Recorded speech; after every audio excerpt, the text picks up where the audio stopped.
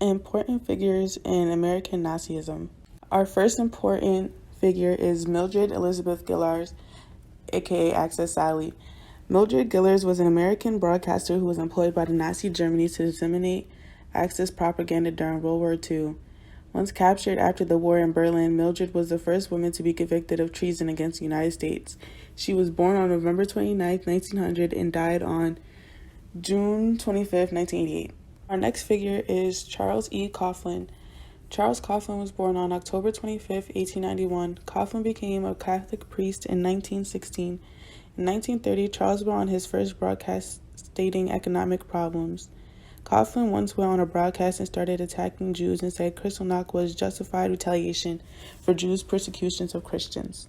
George Lincoln Rockwell was born on March 9, 1918. He was a well-known American neo-Nazi politician.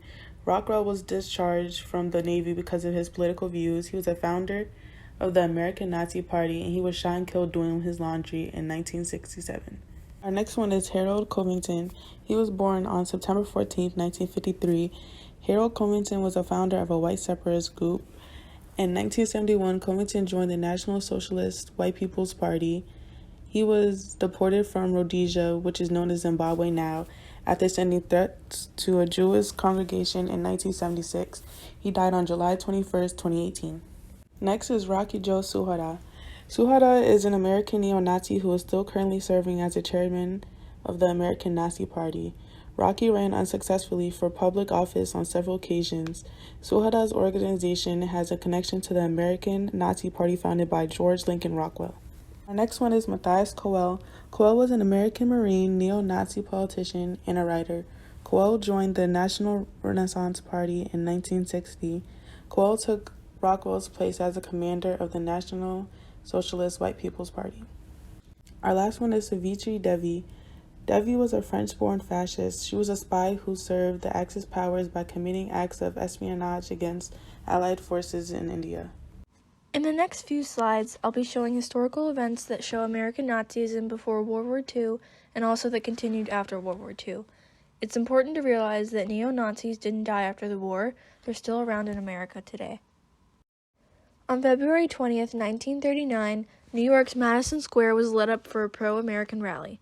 It was chosen in honor of George Washington's birthday, and in the photos shown on this slide, you can see a portrait of George Washington is hung alongside swastika banners and American flags. The rally opened with the Pledge of Allegiance to the American flag. Posters with slogans like "Stop Jewish Domination of Christian America" could be seen. The rally was sponsored by the German-American Bund, which was an organization that was open about its support of Hitler and fascism in Europe. The speeches were deeply anti-Semitic, saying that Jewish refugees were taking their jobs. They demanded a white America and even denounced President Roosevelt. In the 1930s, before the outbreak of World War II, there were Nazi summer camps throughout America. These camps portrayed Nazi sympathizers, with parents giving the Nazi salute and children wearing uniforms with swastikas. At these camps, children were taught how to speak German and sing German songs. Jews were excluded from these summer camps, and anti-Semitism was at its peak in this time period.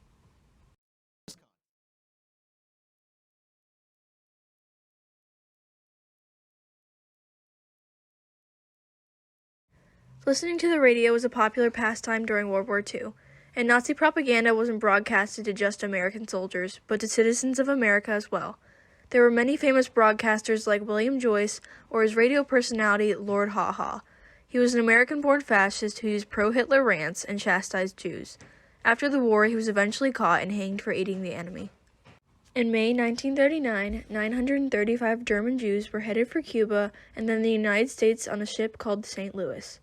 After arriving at Cuba, they set sail for Miami, Florida. U.S. officials already announced that the ship would not be allowed to land due to strict immigration laws and Americans distrusting Jewish immigrants.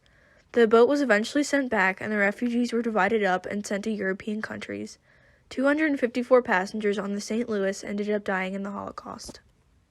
In 1960, in Arlington, Virginia, a peaceful protest in the form of a sit-in began for integration. However, these protesters were only to be harassed by police and members of the Arlington-based American Nazi Party. 60 years later, in Williamsport, Pennsylvania, neo-Nazi white supremacists protest intolerance of those of Jewish faith as well as African Americans and the LGBTQ community. Skinheads used to be the term for working-class youth in London, but now it's more associated with the radical right and neo-Nazis. For example, the Hammerskin Nation is the most violent and organized neo-Nazi group in the United States. They're known for harassing, beating, and murdering minorities. In 1990, 5 members of the Hammerskins were convicted for conspiring to violate the rights of blacks, Hispanics, and Jews. Hitler committed suicide on April 30th, 1945. Hitler didn't think that he won the war and he had nothing else to do. Without Hitler, Germany became less powerful and they became less weaker. And everything went down forever. Cardunes was appointed to be president of Germany. He negotiated with others to preserve the Nazi regime, but none of it worked. It was May 8th, 1945, when Nazi surrendered to the Western Allies and the Soviet Union. Neo-Nazi groups are social and political groups that are seeking to revive the Nazi days. These people take part in promoting violence and spreading hatred and attacking minorities that don't fit their liking. All around the world, there are neo-Nazi organizations. They all share similar beliefs. And one neo-Nazi group that was founded in the 1970s is Arab Nations. This is a white power group that was actually viewed as a terrorist threat back in 2001.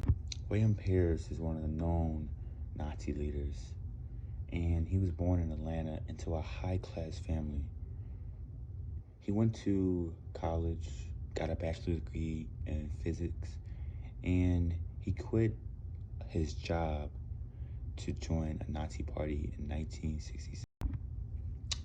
In recent events, a young man named Matthew Krieger, who was 18, was put into jail for acts of terrorism. He was found with a gun and said he would use them to attack minorities along with gays and Muslims with them. The KKK, or the Ku Klux Klan, was founded in Tennessee in 1866. It was just a social group in the beginning, but over time it became a hate group. They are anti-African American, anti-Jewish, anti-minorities in the end of the day. I will be arguing today on how fascism or Nazism, they're quite similar, is relevant in today's world. I will be arguing about how the current conservative movement has been propping up fascists as their leaders for quite some time. Fascists tend to reject modernity.